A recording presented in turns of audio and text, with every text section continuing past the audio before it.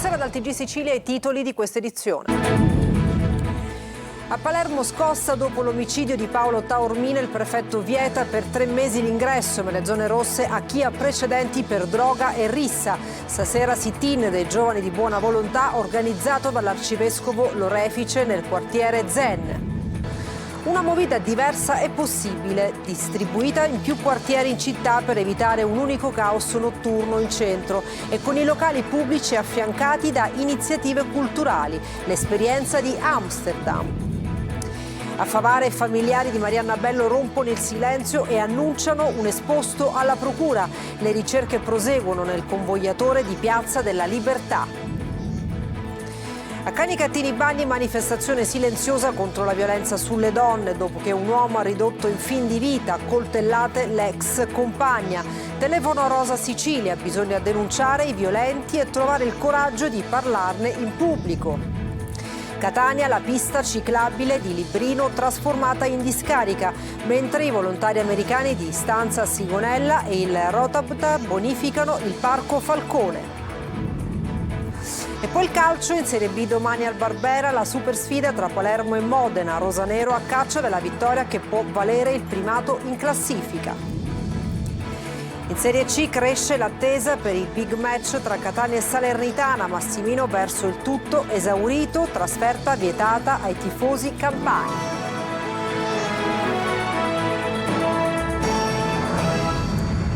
Bentrovati al TG Sicilia. A Palermo ancora scossa per l'omicidio di Paolo Taormina all'Olivella. Il prefetto vieta nelle 3 zone rosse per 3 mesi l'ingresso a chi ha precedenti penali per droga e rissa. Stasera sit-in dei giovani di buona volontà voluto dall'arcivescovo Lorefice nel quartiere dello Zen. Orazio Longo.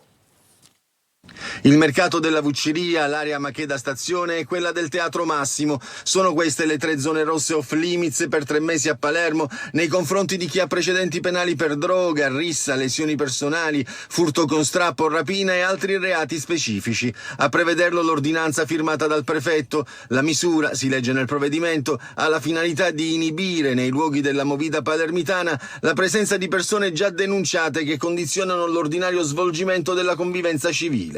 Tra le zone rosse anche quella dell'Olivella, dove nella notte tra sabato e domenica è stato ucciso il 21enne Paolo Taormina con un colpo di pistola sparatogli in testa davanti a un pub e a decine di persone. I ragazzi del quartiere Bonagia, di dove era originario Taormina, sono scesi in piazza con le fiaccole accese, mentre l'arcivescovo Lorefice riunisce i giovani di buona volontà dello Zen. Il Tribunale dei minori ha emanato un provvedimento nei confronti del 28enne Gaetano Maranzano, reo confesso dell'omicidio, impedendogli di vedere la figlia. Sul fronte delle indagini è caccia al branco. Secondo la ricostruzione dei carabinieri, il giovane dello Zen è stato accompagnato da altri 7 ragazzi. Tutti sono stati ascoltati dagli inquirenti. 4 sarebbero stati iscritti nel registro degli indagati, mentre continuano le perquisizioni.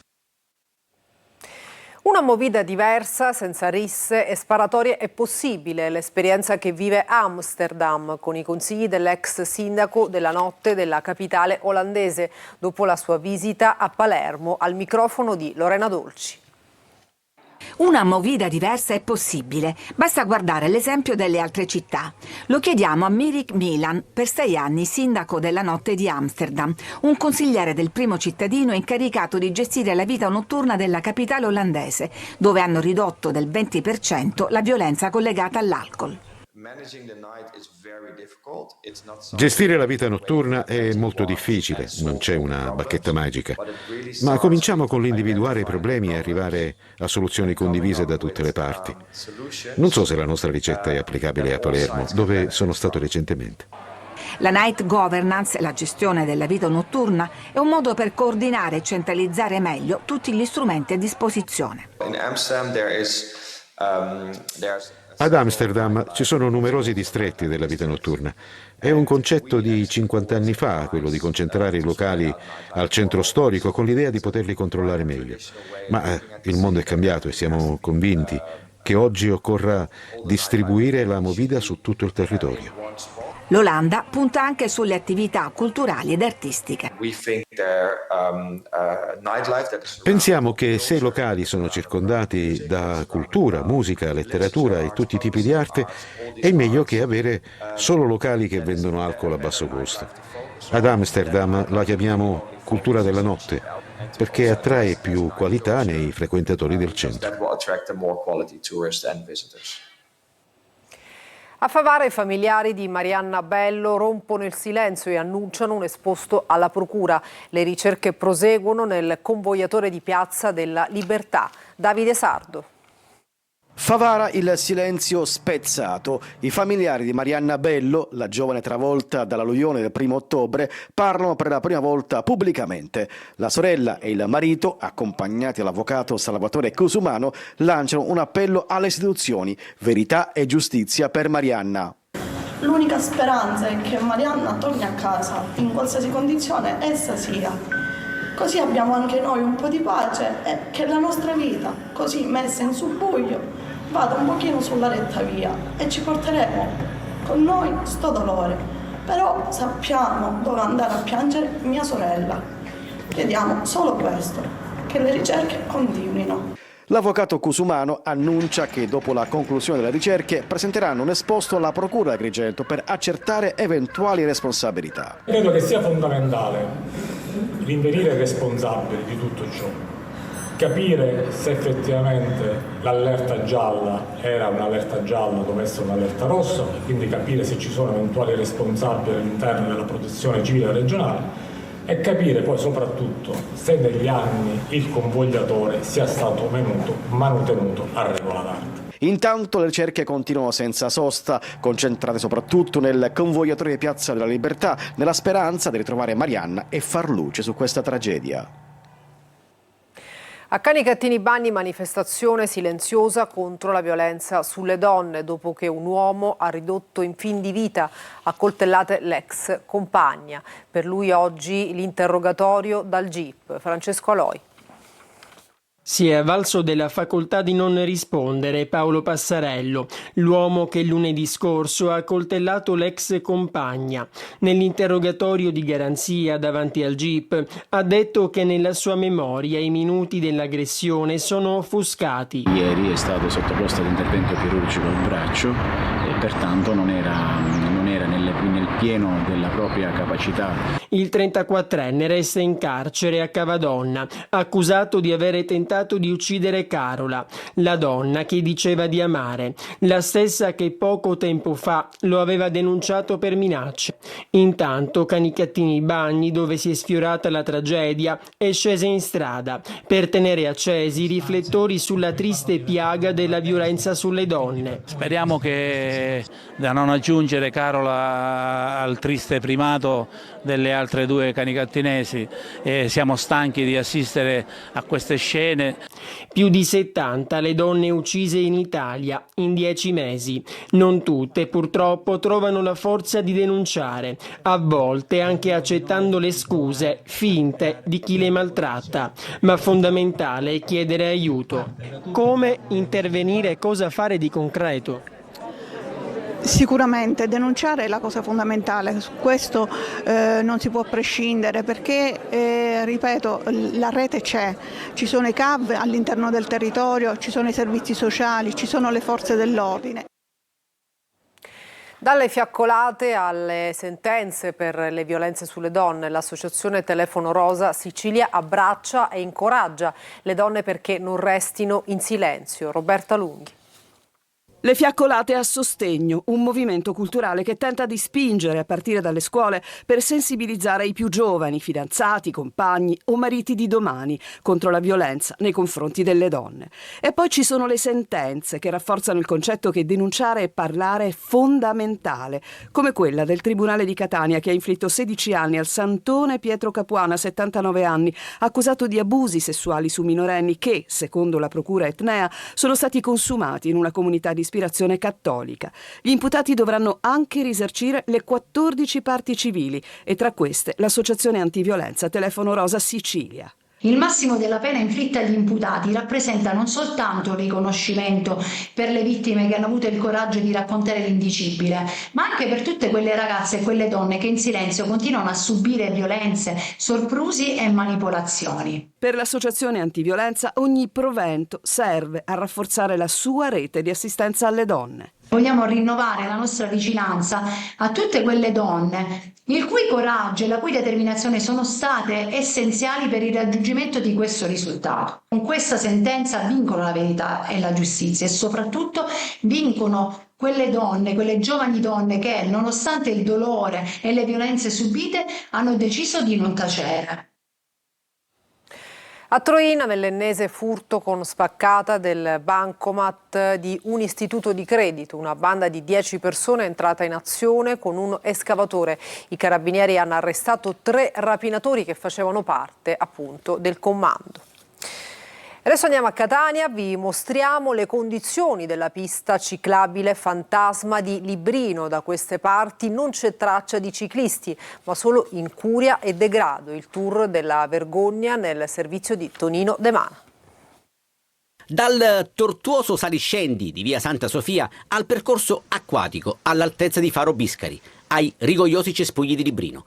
Cercasi ciclisti, anche occasionali a Catania, dove la mobilità sostenibile fa a pugni con l'amara realtà di piste impraticabili e quindi impercorribili. Da queste parti andare in bici equivale ad una sfida, uscire indenni è già una vittoria. Quello che vedete è il percorso avventura attorno a Viale Moncada, dove naturalmente non c'è traccia di ciclisti e neanche di pedoni. Marciapiedi ricoperti di vegetazione spontanea, percorso ciclabile pieno di ostacoli, in curva manca un tombino, al suo posto un copertone, ed utilizzato solo da chi viene qui a scaricare rifiuti di ogni tipo. Sotto il ponte che porta agli orti urbani di Librino si assiste ad un tracciato horror con una maxi discarica di pneumatici, sanitari e spazzatura.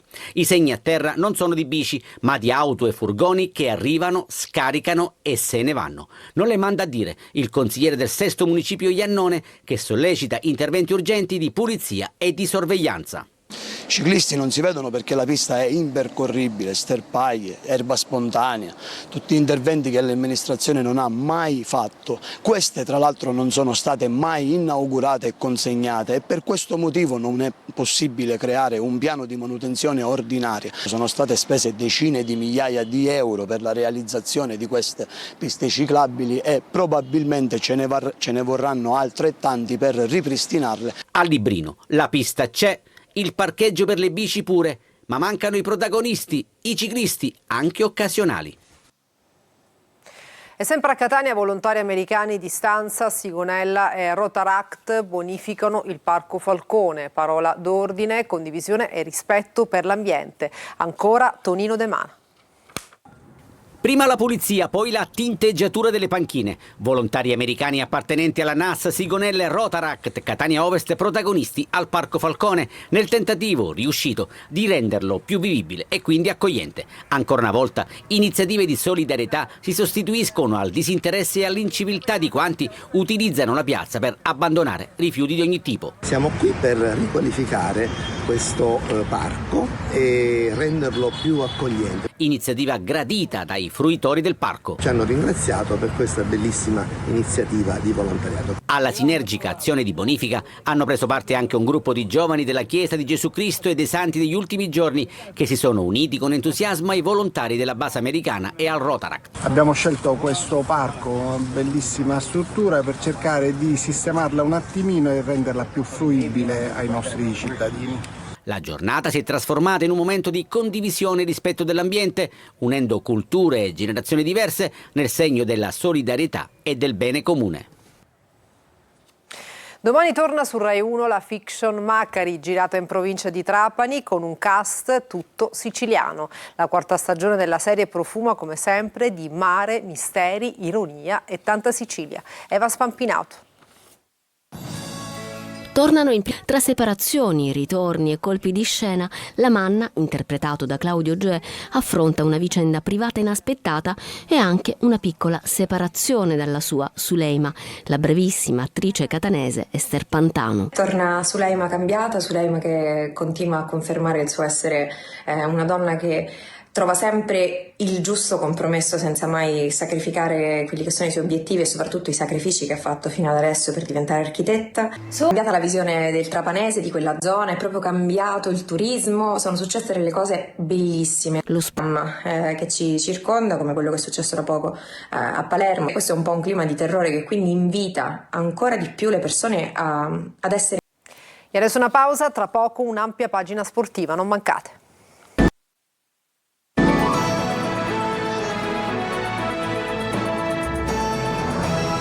Bentornati al TG Sicilia, adesso il calcio, vigilia di campionato per il Palermo che dopo la sosta domani affronterà il Modena al Barbera, obiettivo sorpasso, rosanero a caccia del primo posto. Marco Gullà. Sfida al vertice, sfida del gol, sfida che può dare un primo slancio verso il traguardo. Domani al Barbera, Palermo e Modena si giocano tanto, anche perché una vittoria potrebbe permettere ad entrambe di fare un ulteriore pieno di entusiasmo e fiducia. Il Renzo Barbera per l'occasione sarà tutto esaurito, non ci sono più biglietti disponibili, anche gli ultimi tagliandi a disposizione sono stati rapidamente venduti, probabilmente grazie alle previsioni meteorologiche che non prevedono più pioggia intensa come ipotizzato nei giorni precedenti. E sfida tra attaccanti, il modenese Gliozzi ha segnato 5 reti, mentre il rosanero Poyampalo ha realizzato 4 gol, decisivi e graffianti come pochi. Inzaghi però perde pezzi, dopo Bani che tornerà a metà novembre, si è fatto male anche Gyasi, l'ex Empoli ha accusato un risentimento muscolare durante un allenamento e dopo gli esami strumentali è stata riscontrata una lesione all'arto inferiore destro, tornerà anche lui tra circa un mese. Domani sulla tre quarti solito dubbio, Brunori sì o no? Ledo, Aron e Palumbo però sono in grande forma e potrebbero partire dal primo minuto. A centrocampo sulla destra ci sarà Diachité al posto di Gyasi, Pierozzi arretrato in difesa assieme a Peda e Ceccaroni. Fischio d'inizio alle 15. Tutto pronto per Catania Salernitana, al Massimina arriva la capolista del campionato e i rossazzurri il compito di fermarla e accorciare le distanze con il primo posto. Francesco Triolo. Il big match della giornata, un duello che potrebbe estendersi al campionato, basterebbero questi due elementi per rendere Catania Salernitana al momento la partita delle partite. Difficile nasconderlo, in palio ci sono 3 punti pesantissimi. Ci siamo preparati bene, come ogni settimana, abbiamo dato la stessa importanza delle altre partite, perché credo che una squadra che vuole fare un campionato ambizioso, un campionato di vertice, debba dare la stessa importanza ad ogni partita. Sul fronte formazione l'incognita principale riguarda Ciccerelli, fermatosi a Giuliano, gli esami strumentali hanno scongiurato l'eventualità di lesioni muscolari, ma il giocatore non ha potuto allenarsi a pieno regime nei giorni scorsi, non dovesse partire dal primo minuto, il favorito per rilevarlo accanto a Lunetta è D'Ausilio. Pochi altri dubbi nel gruppo, rimasto privo di Raimo, fermato da un infortunio piuttosto serio in settimana, in difesa fiducia al terzetto formato da Ierardi, Di Gennaro e Pieraccini, così come a centrocampo Quaini va verso la conferma accanto a Di Tacchio con Casasole Donnarumma sulle fasce. In avanti il titolare sarà forte con Caturano pronto ad entrare a partita in corso. Mi aspetto una partita molto tirata, sarà una partita molto mentale, molto nervosa. Noi ci dobbiamo arrivare con la lucidità giusta, la consapevolezza giusta, la personalità giusta, giochiamo davanti al nostro pubblico, quindi è una cosa che dobbiamo sfruttare e alimentare durante i 90 minuti. Al Massimini ha annunciato il tutto esaurito per la gara di domani alle 14:30, sold out anche la tribuna A, qualche biglietto è disponibile solo in tribuna B e tribuna Elite. E adesso una pausa, tra poco per altri aggiornamenti.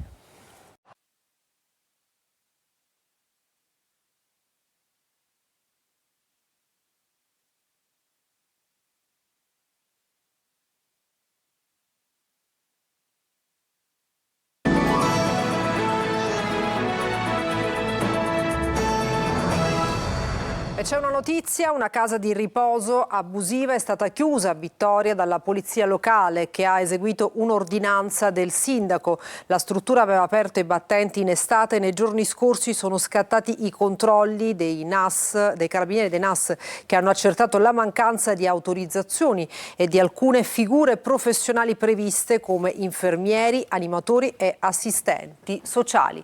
E per questa edizione del TG Sicilia è tutto, grazie per averci seguito e buona serata.